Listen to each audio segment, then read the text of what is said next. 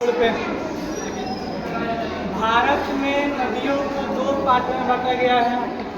एक उत्तर भारत की नदी और दूसरा दक्षिण भारत की नदी। उत्तर भारत की नदियों में तीन प्रमुख नदियां हैं। पहला है सिंधु, गंगा और ब्रह्मपुत्र। समझ गए ना? सबसे पहले हम सिंधु नदी के बारे में पढ़ेंगे। सिंधु नदी का उद्गम केंद्र मानसरोवर झील से होता है। कहाँ से? मानसरोवर झील, है ना? मानसरोवर झील के निकलने के बाद जब ये भारत में प्रवेश करती है तो भारत के उत्तरी भाग में ही बस इनका पानी का मतलब बहाव होता है। इसका निचली भाग में सिंधु नदी का पानी नहीं जाता है। ठीक है, ये सिंधु नदी आकर पाकिस्तान में चली जाती है और पाकिस्तान में इस नदी का अहम भूमिका होता है। सिंधु नदी के चलते ही पाकिस्तान में नदियों का जाल बिछा हुआ है। किस नदी चलते? सिंधु नदी। ठीक है, उसके बाद से ये इस नदी की ब्यास सहायक नदी है। ब्यास वैसे में तो इसकी सहायक नदी सतलज, चेनाब, रावी है ना, ब्यास भी है। तो ब्यास नदी जो है ना, इस नदी का टोटल पानी भारत में मतलब जाता है। भारत में इसका पानी भीतर नहीं जाता है ना। बस इसके आगे है गंगा। गंगा प्रणाली की नदी। देखिए, गंगा अगर समझा जाए तो गंगा को समझना बहुत मुश्किल है। अगर ऐसे बढ़िया समझा जाए तो गंगा का उद्गम केंद्र कहाँ से होता है बताइए? कोई गंगोत्री से। गंगोत्री से, लेकिन ये गंगा का कहीं से उद्गम केंद्र नहीं होता है। ये गंगा नाम पाती है देवप्रयाग में। किन दो नदियों के संगम से?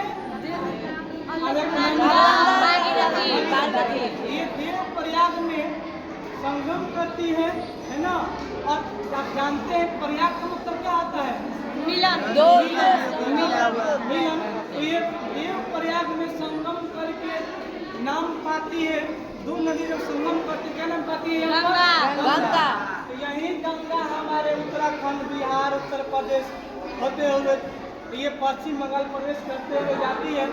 ये बांग्लादेश में है ना। और यही नदी ना ब्रह्मपुत्र और गंगा मिल क्या बनाती है? डेल्टा। जिसको किस नाम से? सुंदरवन डेल्टा। ठीक है, उसके बाद से ब्रह्मपुत्र नदी। ब्रह्मपुत्र नदी का उद्गम केंद्र कहाँ से है? तिब्बत है ना। हिमालय उस पर मानसरोवर झील है ना।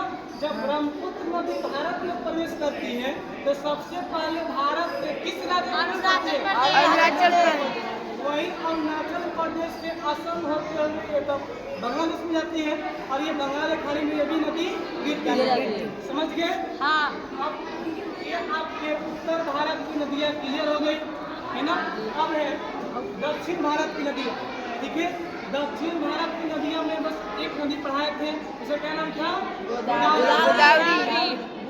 नदी। गोदावरी नदी क्या इसमें? अच्छा, एक और बात बताइए लोग, जो ये हिमालय की नदियाँ और प्रायद्वीपीय भारत की नदी, प्रायद्वीपीय पठार की नदियाँ में पानी कहाँ से आता है? हिमालय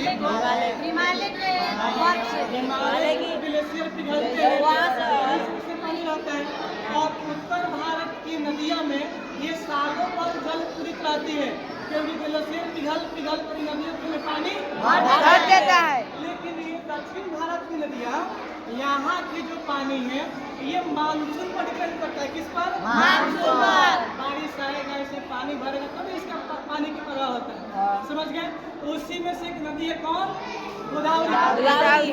तो गोदावरी नदी का उद्गम केंद्र पश्चिमी घाट है ना। पश्चिमी घाट के कहाँ से होता है? नासिक है ना। नासिक महाराष्ट्र में है।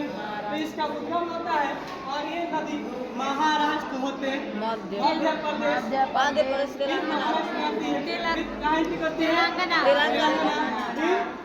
आंध्र प्रदेश और उसके बाद बंगाल की